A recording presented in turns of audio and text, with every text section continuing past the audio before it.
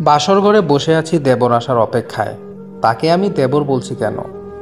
আজ তো আমার তাকে দেবর বলা যাবে না, কারণ সে এখন আমার স্বামী, সদ্য বিয়ে করা স্বামী। একা একা অনেকক্ষণ ধরে বাসর ঘরে বসে আছি।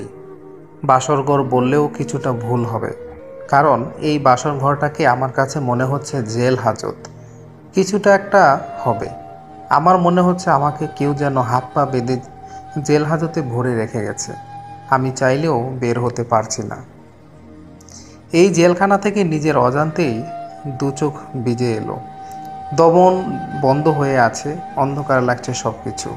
একটা মানুষও নেই যাকে আমি সবটা বলতে পারবো, তাকে জড়িয়ে ধরে কিছুক্ষণ কাঁদতে পারবো মন খুলে।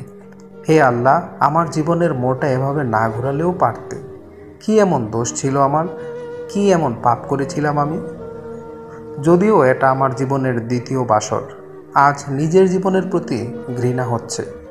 এতটাই ঘৃণা হচ্ছে যে নিজেকে বাঁচিয়ে রাখার ইচ্ছেটাও মরে গেছে, কিন্তু মরে যেতে পারছি না। কেননা সেটাও আজ অজানা। আমার জীবনে আমি কখনো ভাবিনি এমন একটা দিনের সামনাসামনি আমাকে হতে হবে। কি এমন পাপ করেছিলাম আল্লাহ পাকের কাছে? সেই পাপের সাজা হিসেবে আজকের রাতটা উপহার হিসেবে পেলাম। দরজা খোলার শব্দে বুঝতে পারলাম রায়হান রুমে ঢুকেছে। রায়হান আমার ছোট দেবর, কিন্তু সেই দেবর আজ আমার স্বামীর জায়গায়। আদৌ কি কখনো তাকে আমার স্বামীর জায়গায় বসাতে পারবো? জানি না বাকিটা জীবন তার সাথে কি করে কাটাবো, কি করে সবটা মেনে নিয়ে বাকি জীবনটা পার করব। আমি আর ভাবতে পারছি না, সত্যি আমি আর ভাবতে পারছি না। আমার জীবনের দিক পাশ সব আমি আজ হারিয়ে ফেলেছি সামনে চলার জন্য পথটাও। রায়হান বিছানার এক কোণায় এসে বসলো। অনেকটা সময় কেটে গেল আমাদের নীরবতায়। নীরবতা ভেঙে রায়হান বলল, ভাবি, তুমি বিশ্বাস করো আর না করো, সত্যি আমিও চাইনি বিয়েটা হোক। অনেক চেষ্টা করেছি বিয়েটা বন্ধ করার, কিন্তু মায়ের কসমের কাছে হার মেনে আমাকে রাজি হতে হলো এই বিয়েতে। কখনো চাইনি ভাইয়ার স্থানে আমি আসতে। জানি না ভাইয়া আমাকে ক্ষমা করবে কিনা, তবে যতদিন বাঁচব ক্ষমা চেয়ে যাব। ভাইয়া ধরাছোঁয়ার বাইরে কখনো জানতেও পারবে না ভাইয়া আমাকে ক্ষমা করেছে কিনা।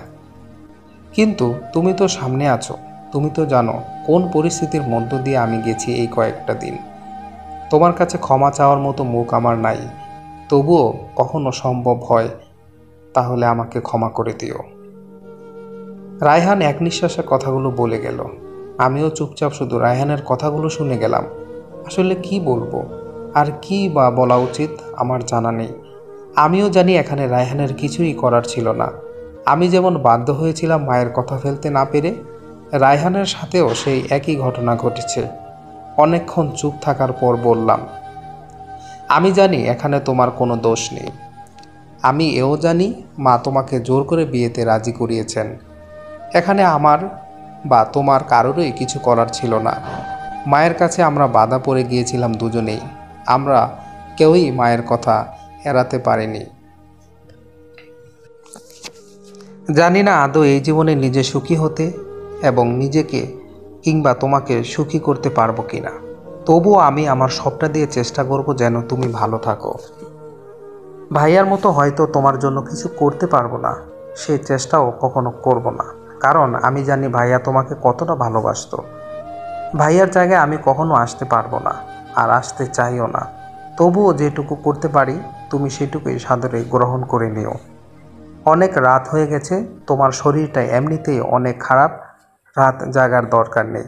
অজু করে এসো, আমরা 2 রাকাত নফল নামাজ পড়ে শুয়ে পড়ব। রায়হান, আমিও জানি এই জীবন যুদ্ধে কতক্ষণ টিকে থাকতে পারবো। এই কয়েক ঘন্টাতেই আমি ক্লান্ত হয়ে গেছি, কিভাবে পাড়ি দিব বাকি দিনগুলো। আমরা দুজনেই যখন মায়ের কথাতে সবটা মেনে নিয়েছি, আপাতত আমরা মায়ের কথা ভেবেই চলতে শুরু করি। জানি না পরে কি হবে। তুমি কোনো চিন্তা করো না, আল্লাহ পাক যা করে তা হয়তো ভেবেচিন্তেই করে। উনিই তো উত্তম পরিকল্পনাকারী। উনি যেভাবে লিখে রেখেছেন তাই হবে। রায়হান বলল, হয়তো তাই। আমি আর কথা বাড়ালাম না। এই কথাটুকু বলেই বিছানা ছেড়ে উঠে লাগেজ খুলে কিছু কাপড় নিয়ে ওয়াশরুমে চলে গেলাম ফ্রেশ হতে। ঝর্ণা ছেড়ে দিয়ে চিৎকার করে কাঁদতে শুরু করলাম। আর আটকে রাখতে পারলাম না নিজেকে। আর কতক্ষণ সান্ত্বনা দেব নিজেকে? বাঁধ ভাঙা কান্না এসে জড়ো হয়েছে আমার চোখে। সিয়াম, আমি পারবো না তোমাকে ছাড়া অন্য কাউকে স্বামী হিসেবে মানতে। পারবো না তোমাকে ছাড়া আর কারো কাছে নিজেকে সঁপে দিতে। সিয়াম, তুমি একটিবার ফিরে এসো। বলে যাও আমি কি করব। একবার বলে যাও আমাকে। বলে যাও আমি তোমাকে ছাড়া কি করে বাঁচব। তোমার মা আমার পা ধরে বসেছিল। আমি যতক্ষণ রাজি না হব ততক্ষণ তিনি আমার পা ছাড়বেন না। আমি পারিনি মাকে কষ্ট দিতে। মায়ের মুখের দিকে চেয়ে আমি বাধ্য হয়েছি সবটা মেনে নিতে। আমাকে বলে যাও আমি এখন কি করব। আর রায়হানের কাছ থেকে আমি কত দূর নিজেকে সরিয়ে রাখব। আমরা মানি আর না মানি, সমাজ ধর্ম সবার কাছে আজ আমরা স্বামী স্ত্রী। এখন আমি কি করব বলে দাও সিয়াম। ওয়াশরুমের দরজার টোকা পড়তে হুঁশ ফিরল। জানি না কতক্ষণ বসে আছি এখানে। তড়িঘড়ি করে গোসল শেষ করে উজু করে বেরিয়ে এলাম। এসে দেখি রায়হান জায়নামাজ বিছিয়ে আমার জন্য অপেক্ষা করছে। আমি আর রায়হান দুজন 2 রাকাত নফল নামাজ পড়ে নিলাম। নামাজ শেষে রায়হান উঠে গেল, কিন্তু আমি আটকে গেলাম জায়নামাজে।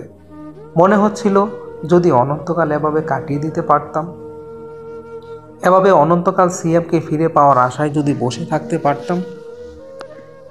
কিছু একটা পড়ে যাওয়ার শব্দ শুনে পিছন ফিরে দেখি একটা গ্লাস নিচে পড়ে টুকরো টুকরো হয়ে গেছে, আর রায়হান সেটা গুছিয়ে তোলার চেষ্টা করছে।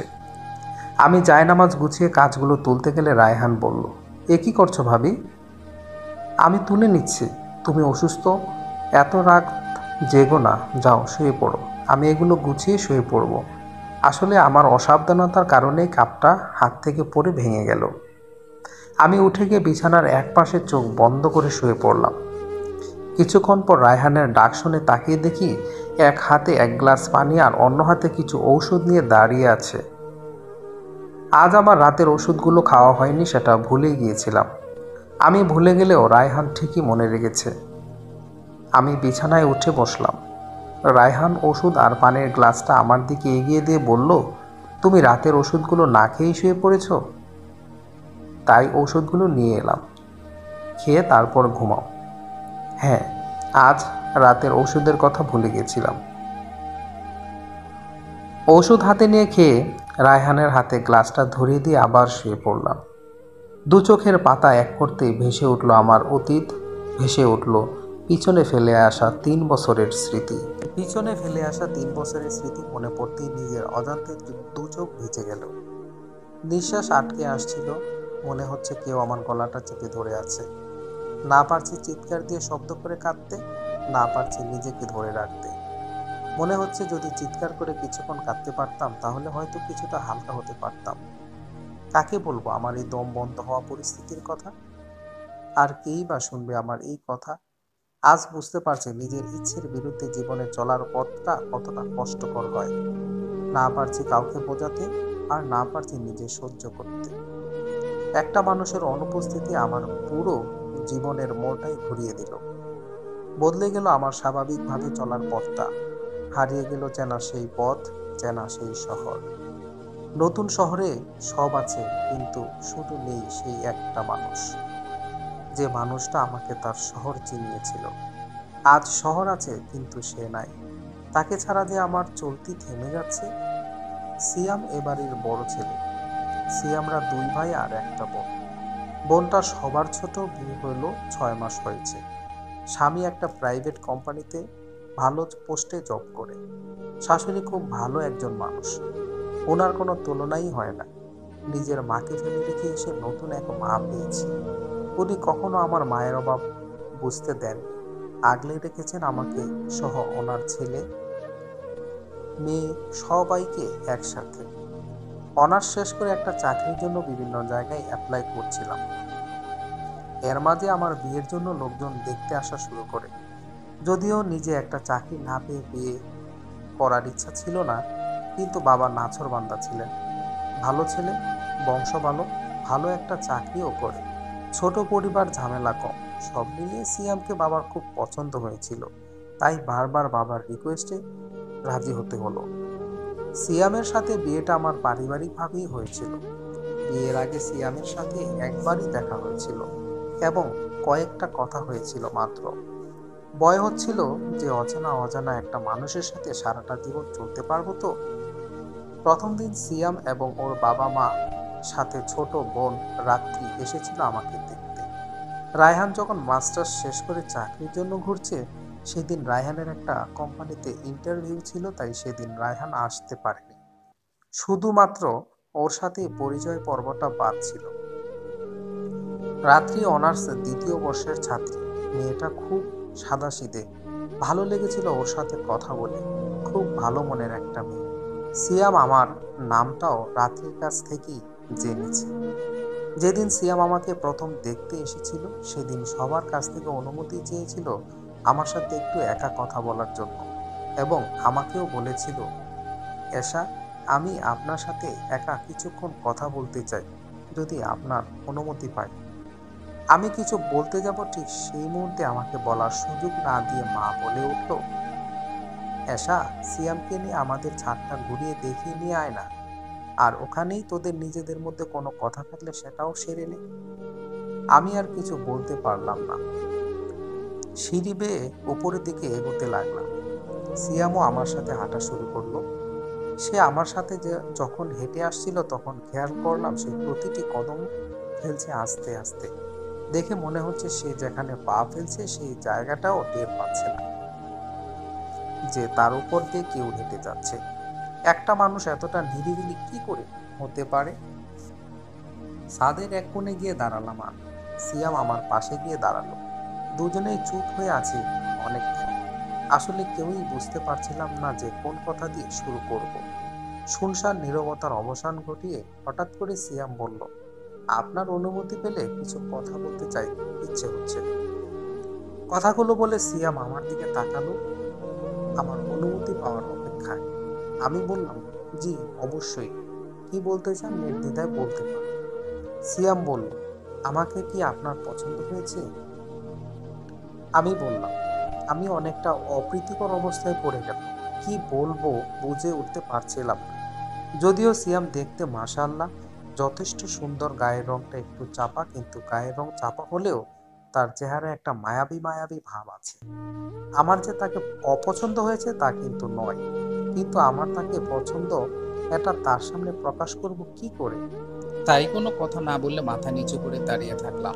আমাকে চুপচাপ থাকতে দেখে তিনি বলল, এশা, আমি আপনাকে কিছু একটা জিজ্ঞেস করেছিলাম। যেহেতু জীবনটা আমাদের, আর সে জীবনের নতুন অধ্যায়ে পা রাখতে হলে নিজেদের পছন্দ অপছন্দ, নিজেদের ভালো লাগা মন্দ লাগা, এটাকে বেশি গুরুত্ব দেওয়া উচিত, এটা আমি মনে করি। আপনার যদি আমাকে কিছু নিয়ে বলার থাকে আপনি বলতে পারেন। আমি হয়তো আপনার থেকে বয়সে কিছুটা ছোটই হব, তাই এভাবে আমাকে আপনি আপনি করে ডেকে মুরুব্বি বানিয়ে দিবেন না প্লিজ, কথাগুলো বলল এশা। আমার কথাগুলো শুনে সিয়াম কিছুটা শব্দ করে হেসে উঠল। তার হাসি আমি কিছুটা লজ্জা পেলেও লুকিয়ে মুচকি হাসি হেসে তার সাথে তাল মেলালাম। সিয়াম বলল, আচ্ছা আচ্ছা, এই ব্যাপার। আমি কিন্তু আমার প্রশ্নের জবাবটা এখনো পাই।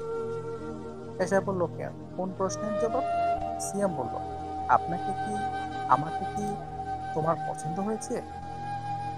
এসা বলল, আমি কিছুটা লজ্জা পেয়ে মাথা নিচু করে ফেললাম। কোনো কিছু বলতে পারছিলাম না, নিজের কাছে নিজেই লজ্জা পাচ্ছিলাম। আমাকে চুপ থাকতে দেখে উনি আবারও বলল, তাহলে কি ধরে নেব নীরবতাই সম্মুখীন লক্ষণ? যদি আপনার সেটা মনে হয় তাহলে সেটাই। আরো একটা কথা আছে। আবারও একটা কথা? শুধু একটা? আমি বললাম, শুধু একটাই নাকি? তিনি বললেন, জি ম্যাম সাহেবা, বিয়ের আগে আপাতত শুধু একটাই। ওকে, বলুন। সে বলল, আমি শুনেছি তুমি চাকরির জন্য বিভিন্ন জায়গায় অ্যাপ্লাই করেছো। যদি আমি তোমাকে চাকরি দিই তাহলে তুমি কি চাকরি করবে? যা স্যালারি চাও তাই পাবে।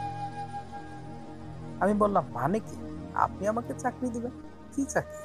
তিনি বললেন, আগে বলো, তুমি আমার দেয়া চাকরি করবে কিনা? আমি বললাম, আরে আগে বলবেন তো কি চাকরি? সে বলল, আমাকে ভালোবাসার চাকরি। তোমার সবটুকু ভালোবাসা তুমি আমায় উজাড় করে দিবে। আমি চাই না আমার বিয়ের পর আমার বউ আমার চোখের আড়াল হোক। আমি চাই আমাকে ভালোবাসায় হোক। আমার বউ এর চাকরি করবে নাকি চাকরিটা? আমি শুধু তার দিকে তাকালাম। মানুষটার চোখের দিকে একবার তাকিয়ে আর থাকতে পারলাম না। খেয়াল করলাম তার দু চোখ বেঝা। আমি আর একটা কথাও বলতে পারলাম না। বুঝতে পারলাম তিনি চান না যে বিয়ের পর তার বউ চাকরি করবে। যদিও আমার ছোটবেলা থেকে প্রতিজ্ঞা ছিল নিজে কিছু একটা করব, কখনো কারো অধীনে চলবো না। এতটা ইচ্ছে থাকা সত্ত্বেও কেন জানি ওনার কোনো কথার বিরুদ্ধে যেতে পারলাম না। শুধু আস্তে করে বললাম, যদি নসিবে বিয়ে থাকে তাহলে আপনি যা চান তাই হবে। তিনি বললেন, আচ্ছা চলো, নিচে সবাই অপেক্ষা করছে আমাদের জন্য। আমি বললাম, আপনি নিচে যান, আমি আসছি, একটু একা থাকতে চাই। সিয়াম নিচে চলে গেল। আমি দাঁড়িয়ে চুপচাপ তার চলে যাওয়ার দিকে তাকিয়ে রইলাম। সিয়ামের সাথে কথা বলে যেমন ভালো লাগছিল, তেমন অজানা একটা ভয়ও কাজ করছিল। বারবার মনে হচ্ছিল এই মানুষটার সাথে জীবনের বাকি পথটুকু চলতে পারবো তো। কিছুক্ষণ পর আমিও ছাদ থেকে নেমে আসলাম। আমার রুমে যেতে হয় ডাইনিং রুম পার হয়ে, তাই রুমের দিকে যেতে বাবার ডাক শুনতে পেলাম। বাবা বললেন, এসা মা, এইদিকে আয় তো একটু। আমি চুপচাপ বাবার পাশে গিয়ে বসলাম। বাবা আমার মাথায় হাত বুলিয়ে দিয়ে বললেন, মা, তুমি যথেষ্ট বড় হয়েছ। ভালো মন্দ অনেক কিছুই তোমার বোঝার মতো ক্ষমতা আছে। তাই তুমি তোমার মন মতো সিদ্ধান্ত কি নিলে সেটা আমাদেরকে জানালে ভালো হতো। তোমার আঙ্কেলরা অপেক্ষা করছে তোমার মতামতের জন্য। আমি বললাম, বাবা, আমার মাথার উপর তোমার হাত আছে। তুমি নিশ্চয়ই না বুঝে আমার জন্য কোনো সিদ্ধান্ত নিবে না। তুমি যা চাবে, যেটা ভালো মনে করবে, আমি সেটাতেই রাজি বাবা। বাবা বললেন, তাহলে কি আমরা আমাদের কথা সামনের দিকে এগিয়ে নিতে পারি? আমি বললাম, তুমি যা ভালো বোঝে আমার জন্য সেটাই করতে পারো বাবা। কথাটা বলেই এশা উঠে তার রুমে চলে আসলো। সবার সামনে বসে থাকতে এশা খুব লজ্জা পাচ্ছিল, বিশেষ করে সিয়ামের কাছে। তাই আর এক মুহূর্ত সেখানে বসতে পারলো না। এশা তার নিজের রুমে এসে জানালার গ্রিল ধরে ঠায় দাঁড়িয়ে রইল। আজ অন্যরকম এক ভালো লাগার সাথে ভয়ও কাজ করছে এশার মনে। এশা চলে যাওয়ার পর সিয়ামের বাবা বলল, তাহলে ভাই সাহেব, ছেলে মেয়ে একে অপরকে যখন পছন্দ করেই ফেলেছে তাহলে আর দেরি কেন? এবার 3 তারিখটা ঠিক করে ফেলি, কি বলে? এশার বাবা বলল, হ্যাঁ, এবার তাহলে আমরা এগুতে পারি। এবার তারা তাদের মধ্যে কথা বলে আগামী শুক্রবার বিয়ের দিন ধার্য করলো। এশার চাচাতো বোন মিমি এশাকে জানিয়ে গেল আগামী শুক্রবার বিয়ের দিন ঠিক করা হয়েছে। বিয়ের দিন ঠিক হয়েছে কথাটা শুনে এশার বুকের মধ্যে ধপ করে উঠল। এ যেন এক নতুন অভিজ্ঞতা। এশা রাতে বারান্দায় বসে আছে, হঠাৎ মোবাইল বেজে উঠল। একটা অপরিচিত নাম্বার থেকে কল। এশা ঘড়ির দিকে তাকিয়ে দেখলো রাত 12টা বাজে। এশা মনে মনে ভাবলো, এত রাতে অপরিচিত কে করলো, কে কল করলো? কলটা রিসিভ করে এশা সালাম দিয়ে জিজ্ঞেস করলো, কে বলছিলেন? ওপাশ থেকে কোনো সাড়া শব্দ নেই। এশা আবারও জিজ্ঞেস করলো, কে বলছিলেন আর কাকে চান? হঠাৎ কলটা কেটে গেল। এশা অনেকটা বিরক্ত ভাবে মোবাইলটা পাশে রাখলো। আবার কিছুক্ষণ পর ওই নাম্বার থেকে কল এসেছে। এবার অনেক রাগান্বিত হয়ে কলটা রিসিভ করলো এশা। রিসিভ করে আবারও বলল, এত রাতে আপনি কি ফাইজলামো শুরু করেছেন? কল দেন কেন, অথচ কথা বলেন না? এশার কথা না শেষ হতে ওপাশ থেকে একটা কণ্ঠস্বর ভেসে আসলো, সিয়াম। এশা আর কিছু না বলে জিহ্বায় কামড় দেয়। মনে মনে ভাবে, হায় আল্লাহ, কি সব বলতে যাচ্ছিলাম, তাও তো অনেক জোরেই কথাগুলো বলে ফেলেছি। কি ভাবলো কে জানে। দুজনেই চুপচাপ, কারো মুখে কোনো কথা নেই। বেশ কিছুক্ষণ চুপচাপ থাকার পর নীরবতা ভেঙে সিয়াম বলল, আসলে আমারই ভুল, এত রাতে হয়তো কল দেওয়াটা ঠিক হয়নি, ক্ষমা চেয়ে নিচ্ছি। অনেক বিরক্ত করে ফেললাম তাই না? আসলে আপনাদের ওখান থেকে এসে বাইরে ফ্রেন্ডদের সঙ্গে ছিলাম। বাসায় ফিরে বিছানায় পিঠ লাগাতে কেন জানি আপনার কথা মনে হলো, তাই কল দেওয়া আর কি। আচ্ছা রাখি, পরে এক সময় কথা হবে। কথাগুলো বলতে গিয়ে একবারও শ্বাস নিলেন না। না মানে? এই বলে ফেললাম আর কি, সমস্যা নেই বলুন। কল দিয়ে কি বলবো বুঝে উঠতে পারছিলাম না, তাই চুপ করে থেকে কেটে দিছিলাম। তারপর তারপর তারপর অনেক সাহস জমিয়ে কল দিলাম, কিন্তু আপনি যে বুকলেট নিয়ে কল রিসিভ করেছিলেন তাতে তো আমি ভয় পেয়ে গিয়েছিলাম। আর ভয় পেয়ে পরিচয়টা দিয়ে দিলেন। ঠিক তাই, ভাবলাম আরো কিছু যদি বলে ফেলেন, তাই নিজের নামটা বলে দিলাম। ও আচ্ছা, হ্যাঁ, কিন্তু আমার নাম্বার পেলেন কোথায়? সিয়াম বলল, রাত্রি কিভাবে যেন জোগাড় করেছে, সম্ভবত আপনার চাচাতো বোনের কাছ থেকে নিয়েছে। রাস্তায় আস্তে আস্তে আমাদের নাম্বার দিয়ে বলল, কথা বলতে মন চাইলে বলিস ভাইয়া, তাই অনেক ভেবে চিনতে কল দিলাম আপনাকে। ও আচ্ছা, বুঝলাম তাহলে। কি বুঝলেন? অনেক কিছুই বুঝলাম। অনেক কিছুর মধ্যে সামান্য কিছু কি আমার সাথে শেয়ার করা যায়? না, যাবে না। আচ্ছা, তাহলে দরকার নেই। এখন বলুন, কি করছিলেন? এশা বলল, বারান্দায় বসে আছি। সিয়াম বলল, চাঁদ দেখছেন নাকি? এশা বলল, ঠিক চাঁদ দেখার উদ্দেশ্যে বসা নয়, এমনি বসেছিলাম, সাথে চাঁদও দেখা হচ্ছে। সিয়াম বলল, ও আচ্ছা। এশা বলল, জি।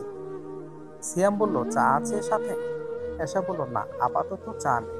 এক কাপ চায়ের সাথে বারান্দায় বসে চাঁদ দেখা অন্যরকম এক ভালো লাগা। এমনটা হলে মনে হয় বেশি ভালো হতো, তাই না? হয়তো তাই। হয়তো। জি। রাত তো অনেক হলো, আপনি ঘুমাবেন না? সিয়াম বলল, হ্যাঁ, ঘুমাবো। আপনার কাল অফিস আছে না? সিয়াম বলল, হ্যাঁ, আছে। আপনাকে খুব বিরক্ত করছে, তাই না? সিয়াম এশা বলল, না, ঠিক তেমনটা নয়। আপনাকে রাত জাগতে হচ্ছে, তাই বললাম আর কি। সিয়াম বলল, এই তো কিছুক্ষণ পর ঘুমিয়ে যাব। এশা বলল, তাহলে ঘুমিয়ে পড়ুন, তা না হলে আবার সকালে উঠতে কষ্ট হয়ে যাবে। আর একটা কথা। সিয়াম বলল, কি কথা? এশা বলল, আমি কিন্তু আপনি করে বলতে নিষেধ করেছিলাম। সিয়াম বলল, ও ও সরি, ভুলে গিয়েছিলাম। ওদের সাথে আরো কিছুক্ষণ কথা হওয়ার পর মোবাইল রেখে দুজনে শুয়ে পড়লো, কিন্তু এশার দু চোখে ঘুম নেই। বিয়ের দিনটাও এত তাড়াতাড়ি ঠিক করা হয়ে গেল যে ঠিকভাবে ছেলেটাকে চেনা জানাও হবে না। তবে সিয়ামের সাথে যেটুকু কথা হয়েছে তাতে খুব একটা খারাপ লাগেনি এশার। সব মিলিয়ে বেশ ভালোই লেগেছে। তারপর একটা অজানা ভয় থেকেই যায়। প্রতিদিন এশা আর সিয়ামের মাঝে মোবাইলে কলে কথা হয় টুকটাক। কয়েকদিনে দুজন দুজনার বেশ ঘনিষ্ঠ হয়ে উঠেছে। কিছুটা ভালো মন্দ জানাশোনাও হয়েছে একে অপরের সাথে। দেখতে দেখতে বিয়ের দিন ঘনিয়ে এলো। যতদিন সামনে এগোতে থাকে ততই এশার মনে ভয়টা জোরদার হয়। নতুন জায়গা, নতুন মানুষ, সবাই কেমন হবে কে জানে। এই অপরিচিত মানুষগুলোকে কি সে আপন করে নিতে পারবে? ভালো মন্দ সবটা মিলিয়ে কি মানিয়ে নিতে পারবে সবার সাথে? হলুদের আগের দিন সন্ধ্যায় রুমে শুয়ে আছে এশা। এমন সময় শফিক সাহেব রুমে এসে এশার পাশে বসে বলল, কিরে মা, শরীর খারাপ? এশা বলল, না বাবা, শরীর ঠিক আছে। তার বাবা বললেন, তাহলে অসময় রুমে বসে আছিস যে? এশা বিছানা ছেড়ে উঠে বসতে বসতে বলল, এমনি শুয়ে আছি বাবা, একটা বই পড়তে পড়তে ঘুমিয়ে গিয়েছিলাম। উঠলাম কিছুক্ষণ আগে, শরীরটা ম্যাজম্যাজ করছিল, তাই শুয়ে আছি। আজ কয়দিন থেকে দেখি তুই মন মরা হয়ে থাকিস, তোর কি এ বিয়েতে মত নেই মা? এসা বলল, মত থাকবে না কেন? আর মত না থাকলে তো তোমাদেরকে জানাতাম বাবা। বাবা বললেন, তাহলে এমন চুপচাপ হয়ে থাকিস কেন? এসা বলল, কই বাবা, আমি তো আগের মতোই আছি, তবে মাঝে মাঝে কেমন জানি খুব চিন্তা হয়। বাবা বললেন, কি চিন্তা হয় রে মা? এসা বলল, জানি না বাবা, কিন্তু খুব ভয় হয়, অস্বস্তি লাগে। কেন এমন হয় তাও জানি। বাবা বললেন, সিয়ামের সাথে কথা হয় তোর? এসা লজ্জা পেয়ে মাথা নিচু করে বলল, হয় বাবা, টুকটাক কথা হয় আমাদের মাঝে। বাবা বললেন, কথা বললে কেমন লেগেছে ছেলেটাকে? এসা উত্তর দিল, এমনিতেই ছেলে হিসেবে ভালোই লেগেছে কথা বলে। বাবা বললেন, তাহলে এত চিন্তা কিসের তোর? এসা বলল, বুঝি না বাবা, কেন যে এমন হচ্ছে। এগুলো নিয়ে এত ভাবিস না মা। আমি অনেক খোঁজ নিয়ে জেনেছি সিয়ামের বাড়ির লোকজন সবাই খুবই ভালো মানুষ। আর সিয়ামের ব্যাপারেও অনেক খোঁজ নিয়েছি। সিয়ামের মতো ছেলেই হয় না, অসম্ভব ভালো একটা ছেলে। ওদের এলাকায় এক নামে সিয়ামের সুনামে পঞ্চম। আমার যতটুকু বিশ্বাস, সিয়াম তোকে খুব ভালো রাখবে। এসা বলল, দোয়া করো বাবা, তাই যেন হয়। আর আমিও যেন সবার মন জুগিয়ে সবটা মানিয়ে নিয়ে সুখী হতে পারি। বাবা বললেন, আমার দোয়া সবসময় তোর সাথেই আছে মা। আর আমি জানি আমার মেয়েটা কতটা লক্ষ্মী, কতটা মিশুক। তুই ঠিকই পারবি সবার সাথে মিশে যেতে। এসা ওর বাবাকে জড়িয়ে ধরে রাখলো কিছুক্ষণ। তারপর শফিক সাহেব বললেন, তোর মা তোকে ডাকছিল, আমি তোকে সেটা বলতেই এখানে এসেছি। এসেই তো গল্প জুড়ে দিয়েছি, চল তাড়াতাড়ি। এসা বলল, বাবা তুমি যাও, আমি ফ্রেশ হয়ে আসছি। ফ্রেশ হয়ে এসা মায়ের কাছে আসলে মা জানালো মার্কেটে যেতে হবে কিছু কেনাকাটা করতে। এশা রেডি হয়ে বেরিয়ে গেল মায়ের সাথে কেনাকাটা করতে। অনেক মেহমান এসেছে বাসায়। এশার আজ সন্ধ্যায় হলুদ, তাই পার্লারে মেহেদি পরার উদ্দেশ্যে বের হলো বাসা থেকে। আজ এশার বিয়ে বাড়ি ভর্তি অনেক লোকজন। পুরো বাড়ি জুড়ে আত্মীয় স্বজন সবাই কত আনন্দ করছে, কিন্তু শুধু এশার মনে একটা আতঙ্ক কাজ করছে। কেন এমন হচ্ছে সে নিজেও জানে না, যদিও অনেক চেষ্টা করে যাচ্ছে নিজেকে স্বাভাবিক রাখতে। বিয়ের সব অনুষ্ঠান শেষ হতে সন্ধ্যা হয়ে গেল। বিয়ের গাড়ি এসে থামলো সিয়ামদের বাড়ির গেটে। গাড়ি থামতে না থামতে বহু লোকজন ঘিরে ধরেছে গাড়িটা, নতুন বউ দেখার আশায়। সবাই এভাবে আশাকে ঘিরে ধরে রেখেছে, সেটাতে আশা অনেক লজ্জা পাচ্ছিল। সিয়াম গাড়ি থেকে নেমে গেছে অনেক আগে। মা আসবে মিষ্টি খাওয়াতে, তাই আশাকে গাড়িতেই বসিয়ে রাখা হয়েছে। কিছুক্ষণ পর ভিড় ঠেলে একজন ভদ্রমহিলা এসে আশাকে মিষ্টি মুখ করিয়ে দুহাতে দুটো চুড়ি পরিয়ে গাড়ি থেকে নামলেন। শুধু নামালেনই না, তিনি সাথে করে আশার হাত ধরে সযত্নে বাড়ির ভিতরে নিয়ে গেলেন। তারপর সোফায় বসিয়ে বললেন, আমি তোমার শাশুড়ি, মা তুমি এখানে বসো, এখন বাইরে থেকে সবাই আসবে তোমাকে দেখতে, কষ্ট হলেও কিছুক্ষণ বসে থাকো। এশা মাথা নাড়িয়ে হ্যাঁ সূচক জবাব দিল। আশেপাশের বাসা থেকে বেশ কিছু লোক এসে দেখে গেল এশাকে। এরপর এক পাকে রায়হান এসে এশার পাশে বসলো। ভাবি, আমি রায়হান, আমার আপনার একমাত্র দেওর। এশা রায়হানের দিকে তাকিয়ে বলল, জি, আপনার কথা অনেক শুনেছি রাত্রির কাছে এবং আপনার ভাইয়ের কাছ থেকেও। ভাবি, আপনি আমাকে তুমি করে বলবেন প্লিজ। বয়সে বড় হলেও সিরিয়ালে আমি আপনার ছোট, তাই কোনো আপনি চলবে না। আচ্ছা ঠিক আছে, তুমি বিয়েতে যাওনি কেন? আসলে ভাবি, আজকেও একটা কোম্পানির ভাইবা ছিল, তাই যেতে পারে। আপনাকে যেদিন সবাই দেখতে গিয়েছিল সেদিন একটা ইন্টারভিউ ছিল, তাই যেতে পারিনি। আজ সেটারই ভাইবা ছিল। ও আচ্ছা।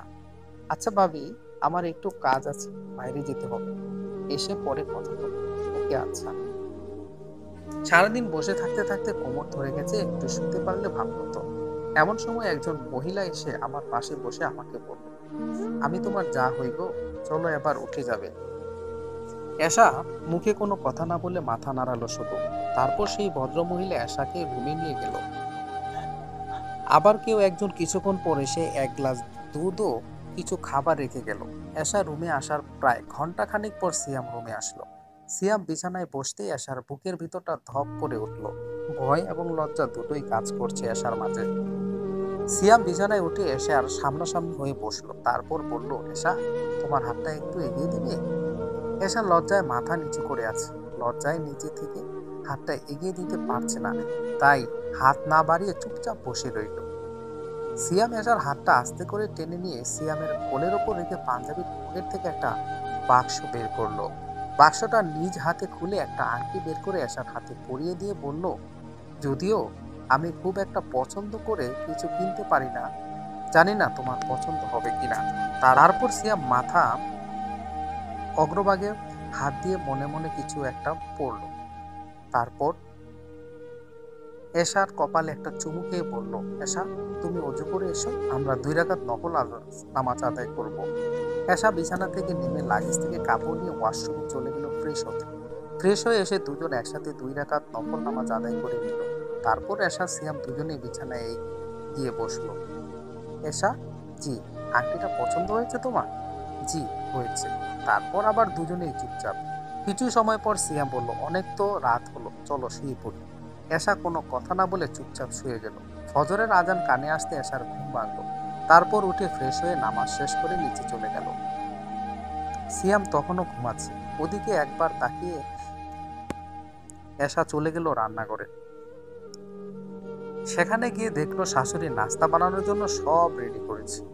এশাও শাশুড়ির মায়ের সাথে হাতে হাতে কিছু কিছু কাজে এগিয়ে দিল। শাশুড়ি, শ্বশুর, স্বামী, দেবর, ননদ সবার ভালোবাসা পেয়ে এশা নিজেকে ভাগ্যবতী মনে করলো। এভাবে সবার ভালোবাসা নিয়ে কেটে গেল কয়েকটা বছর। দেখতে দেখতে 3 বছর পার হয়ে গেল। 3 বছর পর এশার পিরিয়ড মিস হয়েছে 10 দিন হলো। আজকে রাত্রি আসবে এশাদের বাসায়, তাই রাত্রিকে কল দিয়ে বলল একটা প্রেগনেন্সি কিট আনার জন্য।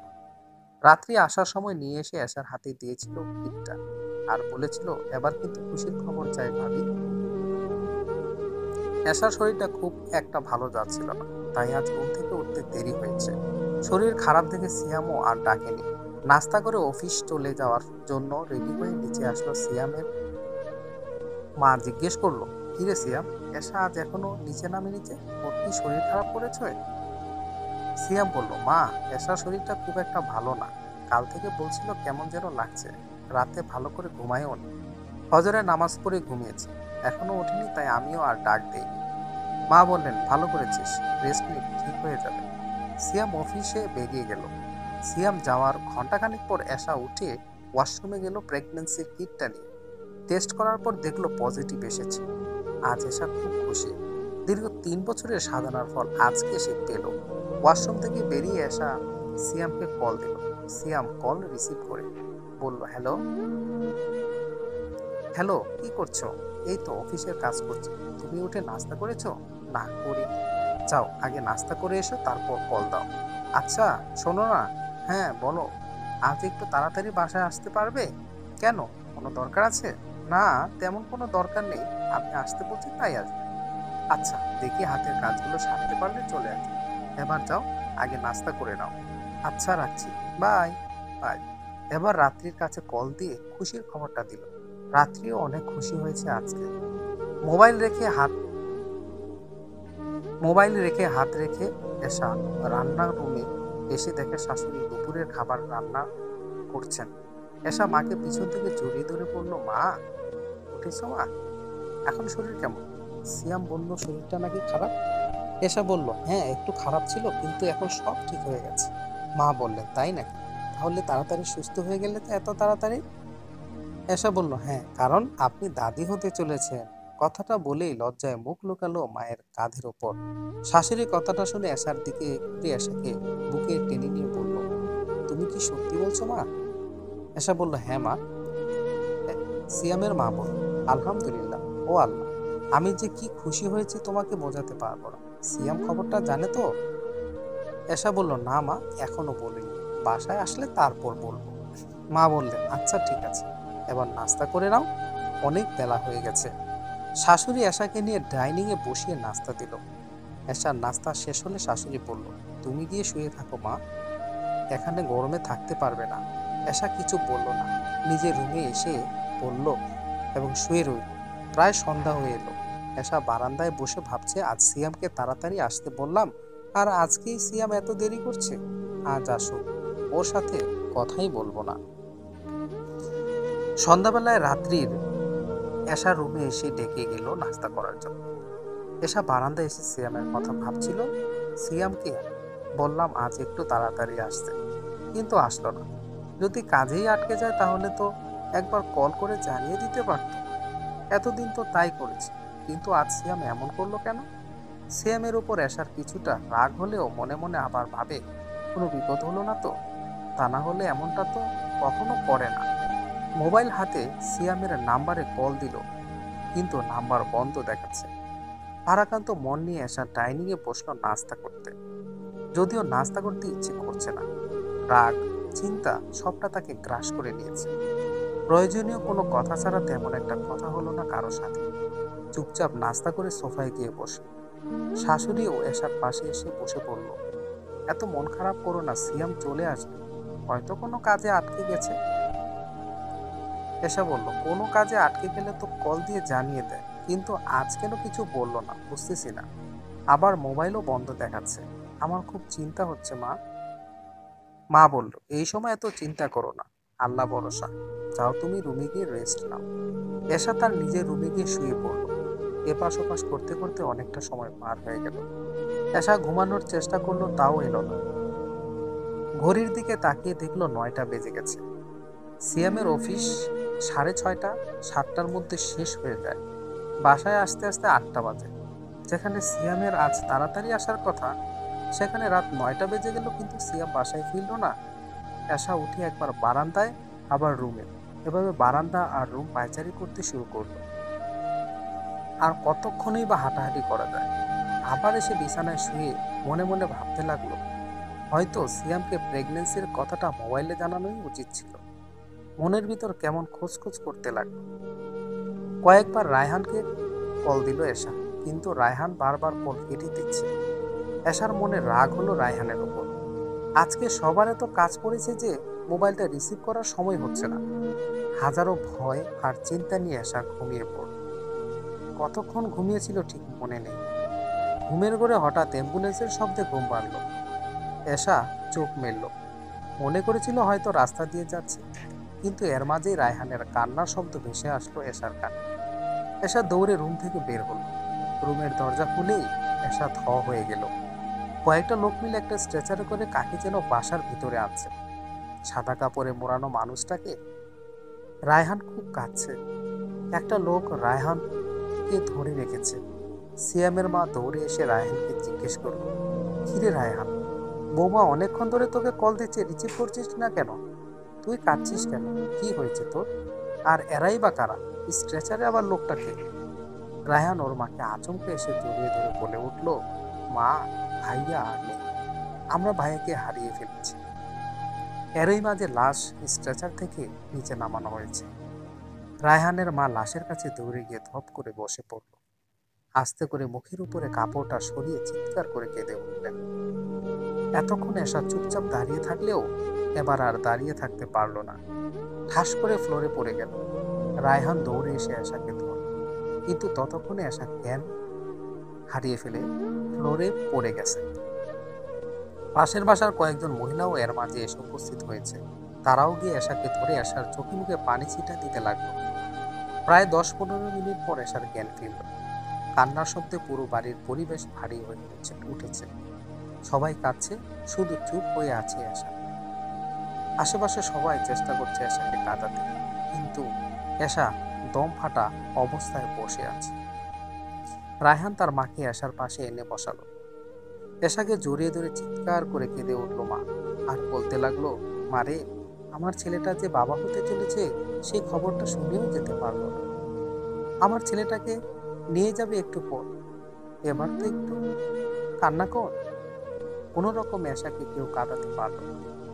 এদিকে সিয়ামের দাফনের সমস্ত কাজ শেষ করা হয়ে গেছে। এবার সিয়ামকে নিয়ে যাওয়ার পালা। শেষবারের মতো এশাকে এবং মাকে দাঁড় করানো হলো সিয়ামের খাটিয়ার সামনে। কান্নায় ভেঙে পড়ল সিয়ামের মা, কিন্তু এশা নির্বাক হয়ে তাকিয়ে আছে সিয়ামের দিকে। অনেকে অনেকভাবে চেষ্টা করলো এশাকে কাঁদাতে, কিন্তু কোনো কাজ হলো না। সিয়ামকে নিয়ে চলে গেল। সিয়ামের কলিগদের কাছ থেকে জানা গেল, সিয়াম বিকালের দিকে অফিস থেকে বেরিয়েছিল। সিয়াম বের হওয়ার পর এক কলিগের কাছে কল আসে, সিয়াম অ্যাক্সিডেন্ট করেছে, তাকে হাসপাতালে নেওয়া হয়েছে। সেই কলিগ রায়হানকে জানায়। রায়হান অপরিচিত সেই লোকের দেয়া তথ্য অনুযায়ী হাসপাতালের ঠিকানায় পৌঁছে দেখে সব শেষ হয়ে গেছে। হাসপাতালের সব ঝামেলা শেষ করত রায়হানের অনেকটা সময় পার হয়ে যায়। এশার কল রিসিভ করে কি বা বলবে, তাই এশার কল রিসিভ করেনি রায়হান। সিয়ামের দাফন শেষে সবাই বাসায় ফিরল, কিন্তু সিয়াম আর ফিরল না। সিয়ামের স্থান শূন্য হয়ে গেল পুরো বাড়িতে। সিয়াম চলে যাওয়ার বেশ কিছুদিন হয়ে গেছে। সিয়ামের মায়ের মনে কিছুটা সবুর এসেছে, কিন্তু এশা সেই একইভাবে থমকে আছে। খাওয়া দাওয়া, কথাবার্তা সব কিছু বন্ধ। স্যালাইন দিয়ে রাখা হয়েছে আপাতত। মাঝে মাঝে খুব অসুস্থ হয়ে যাচ্ছে। সেটা দেখে ডাক্তার জানালো, যেহেতু এশা প্রেগনেন্ট, সেহেতু হাসপাতালে ভর্তি করানোর জন্য। ডাক্তারের কথা মতো এশাকে হাসপাতালে ভর্তি করানো হলো। ভর্তির 2 দিন পর ডাক্তার রায়হানকে ডেকে জানালো, বাচ্চাটা মিসক্যারেজ হয়ে গেছে। অতিরিক্ত টেনশনে আর মানসিক চাপেই হয়তো এমনটা হয়েছে। রায়হান এবং তার মা দুজনেই অনেক কান্নাকাটি করে যে সিয়ামের শেষ চিহ্নটাও হারিয়ে গেল। এশাকে এখনো জানানো হয়নি যে বাচ্চাটা আর নেই। 9 দিন পর এশা কিছুটা সুস্থ হলে বাসায় নেওয়া হলো। এখন পর্যন্ত এশা কারো সাথে কথা বলেনি। সিয়াম মারা যাওয়ার পর থেকে এশার মা সাথেই আছে। আর কতদিন সব গোপন করে রাখবেন এশার কাছ থেকে? এটা ভেবে এশাকে সবটা জানিয়ে দিলেন তিনি। এবার এশা চিৎকার করে কেঁদে উঠলেন। আকাশ বাতাস কেঁপে উঠল এশার কান্নার শব্দে। ভারী হয়ে উঠল চারিদিকের পরিবেশ। কেটে গেল কয়েক মাস। আস্তে আস্তে সবার মনেই কিছুটা সবুর এসেছে। এশাকে কয়েকবার নিতে এসেছে ওর বাবা মা, কিন্তু এশা যায়নি। এ বাড়ির প্রতিটি আনাচে কানাচে সিয়ামের স্মৃতি জড়িয়ে আছে, তাই এশা এ বাড়িতেই থেকে যেতে চায়। সিয়ামের চলে যাওয়ার 6 মাস হয়ে গেছে। এশা কারো সাথেই তেমন একটা কথা বলে না, কেউ কিছু জিজ্ঞেস করলে কথা বলে না। ডাক্তারের কাছে নেওয়া হয়েছে কয়েকবার, চিকিৎসা চলছে এশার। সিয়ামের মা অনেক ভেবেচিন্তে সিদ্ধান্ত নেয় রায়হানের সাথে এশার বিয়ে দেবে। যেমন ভাবনা তেমনই কাজ, অনেক কাঠখড়ি পুড়িয়ে দুজনকেই রাজি করিয়েছেন তিনি। আর তারই ফলস্বরূপ আজ রায়হানের বউ হিসেবে রায়হানের পাশে বিছানার এক কোণে শুয়ে আছে এশা, বালিশ ভিজিয়ে কান্না করছে। রায়হান বিছানার অপর পাশে এসে শুয়ে পড়ল। এশার কান্নার আওয়াজ রায়হানের কানে আসতে রায়হান বলল, তুমি এভাবে কান্নাকাটি করলে আমি নিজেকে কখনো ক্ষমা করতে পারবো না। নিজেকে সবসময় অপরাধী মনে হবে আমার। আমি আশা করি তুমি সেটা চাইবে না। এখানে তোমার দোষ কোথায়? তুমি কেন নিজেকে অপরাধী ভাবছো?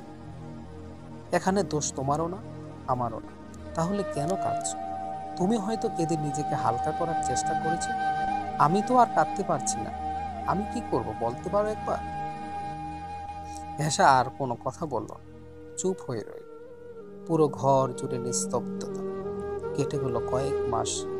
রায়হান এশা দুজনেই অনেকটা স্বাভাবিক হয়ে উঠেছে। ভালো মন্দ সবটা মিলিয়ে সংসার করছে দুজন। সমাপ্ত। গল্পের নাম দায়িত্ব। আশা করি গল্পটি ভালো লেগেছে। যদি ভালো লাগে তাহলে অবশ্যই চ্যানেলটি সাবস্ক্রাইব করে রাখবেন। ধন্যবাদ।